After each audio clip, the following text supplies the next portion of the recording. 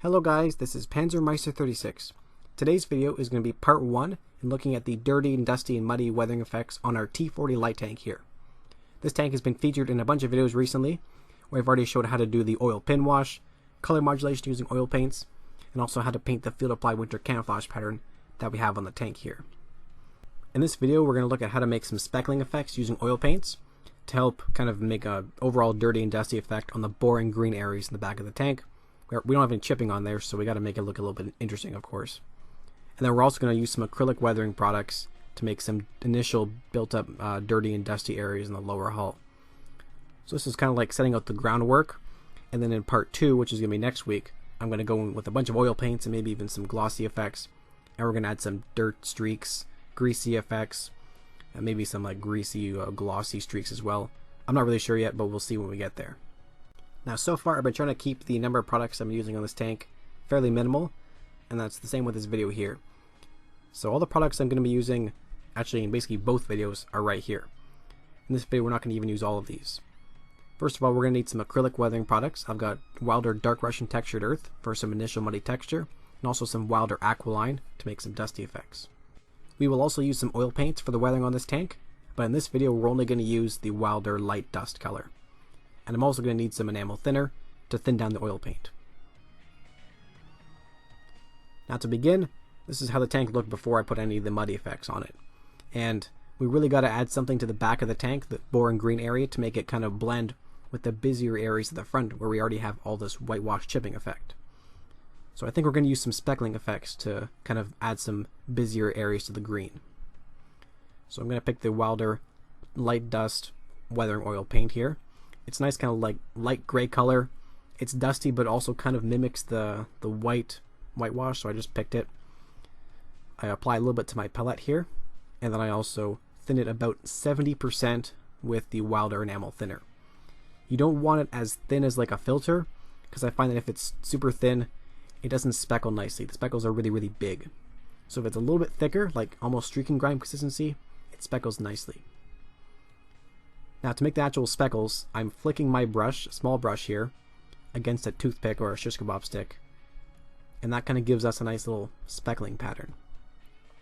So you just kind of flick it over the tank, and then I actually did this, I've never done this before, but I just kind of, right after applying it, I streaked it down with a big flat brush, and that helped to kind of stump it out a little bit and blend it. So you can see it just kind of blends it in a little bit, and it makes it a little bit streaky and a little bit less kind of contrasty with the green.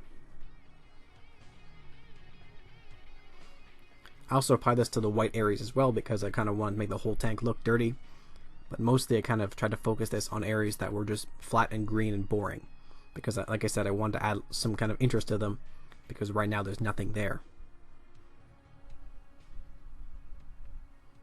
And this kind of stumping effect here is actually really, really useful. And there's no thinner on this brush at all. I just did it about 10 seconds after I applied the speckles, and it really helps to kind of blend it out and make it look interesting. So there we go.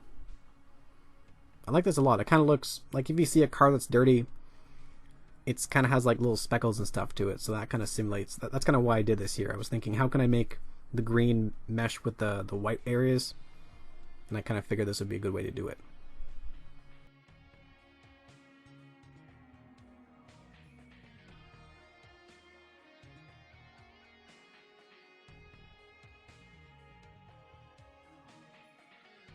And there we have it.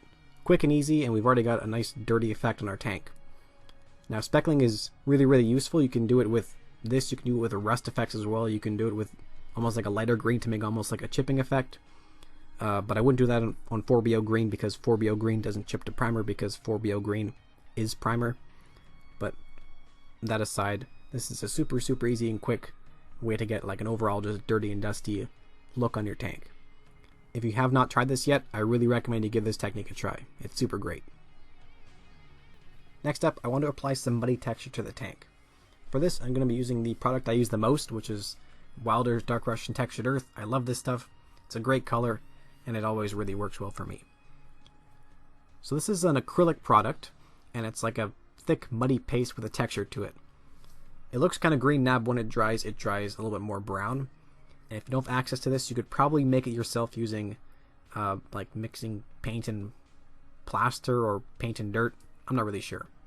But it's an acrylic, so I'm mixing it with water to thin it a little bit, and I'm applying it. And since it's an acrylic, it will dry permanently, which is always useful for your initial effects, because if I'm using any thinners later, I don't want the initial effects to start coming off, and acrylics won't be reactivated like that.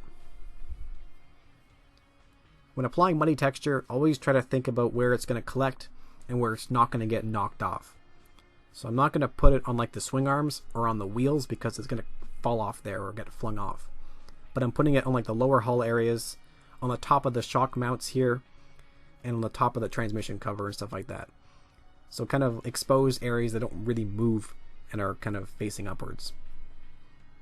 In the corners around the final drives here, I also figured some would collect, so I apply a little bit of the texture there. And I also use this to kind of give us some kind of like spatter or flung up sections from where the tracks are coming down around the sprocket. I'm using a very, very messy brush here, like a really crappy brush that's been used a lot, and the bristles are all messed up. And I'm doing this on purpose because I can kind of stipple with a little bit of this stuff on my brush, and it kind of gives like a spattery effect. I don't know, it's pretty cool. You could always use a small brush and do these one by one, but I'm lazy, so this is how I'm doing it here.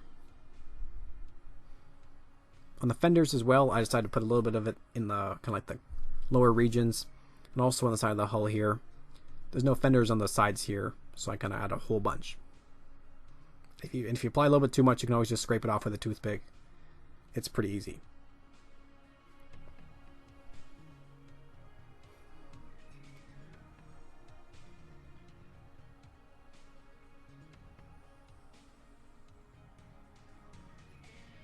And there we go.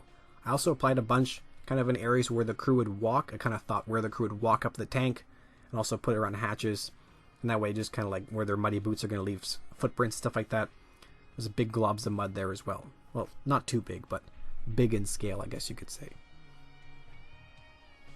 Now this effect is mainly there for the texture. A lot of it's going to get covered up by oils and aqualine effects later, but some of it's going to get exposed, so having the dark brown color to it is really, really good. As you can see, the spatter effects I kind of added there on the sides, they look really, really good as well. And I also put a little bit on the back of the turret because that's where the guy's going to get in and out. Next up, we're going to add some dusty effects. Now for the dusty effects, I'm going to be using this, which I've only used a couple times before. This is Wilder's Aqualine, which is kind of an acrylic with a big asterisk. It's more like a watercolor or a gouache paint. So it's not like Tamiya acrylic paint. It's a little bit different because you can actually reactivate it with water. So kind of think of like an enamel effect, but instead of using enamel thinner, it uses water.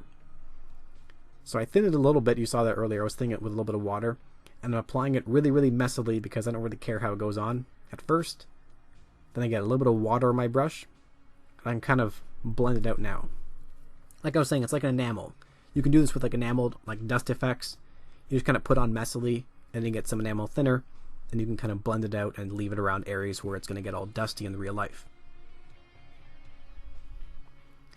Now this is great because this is actually thin with water, so if I want to apply enamels or oils over top of this later, and I want to blend those products with enamel thinner, this stuff here isn't going to get reactivated because this stuff only reactivates with water, and enamel and oil paints don't reactivate with water. So they're using different thinners, so I don't need to put a varnish between effects to avoid them attacking each other.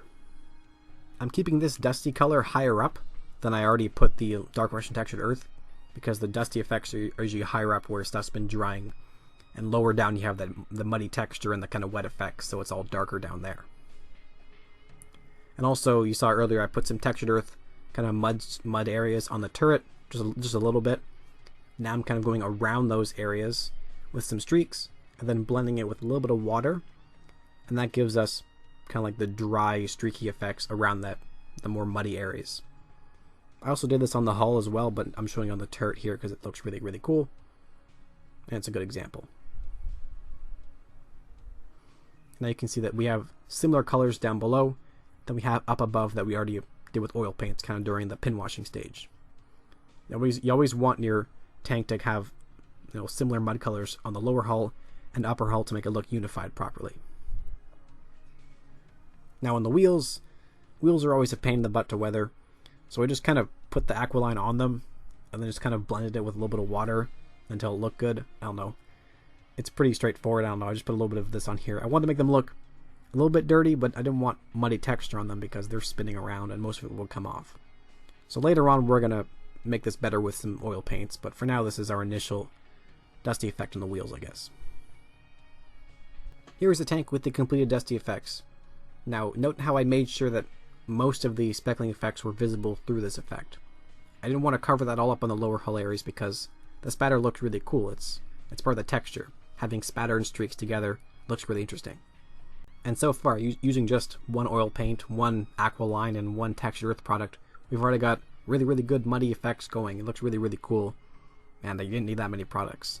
That's what I'm aiming for recently in my videos. So that's as much as we're going to cover in this video. Next week I'm going to look at how we're going to kind of make some streaking effects using some oil brushers.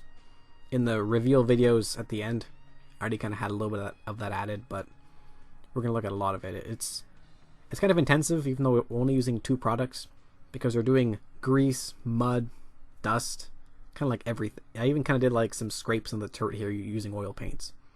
You know I love oil paints so much, so I'm going to have a whole video just covering that. Well anyways, I hope you look forward to that one. But that's about it for today. As always, thank you for watching very much. Hope you enjoyed. Hope you learned something new. If you haven't tried out oil paints yet, try them. If you haven't tried out speckling yet, try it for sure.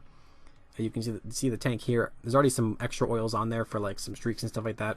Like I said, that's going to be covered next week. But it's all really basic, and oils are great. So use oils. Listen to me. Anyways, thanks for watching, guys. As always, thanks for watching, commenting, everything like that. And also huge thanks to Patreon supporters who give me a little bit of money every month, which helps me buying paints and products for you guys to see in videos. Anyways, I will see you next week. Goodbye, happy modeling, and try out some oil paints.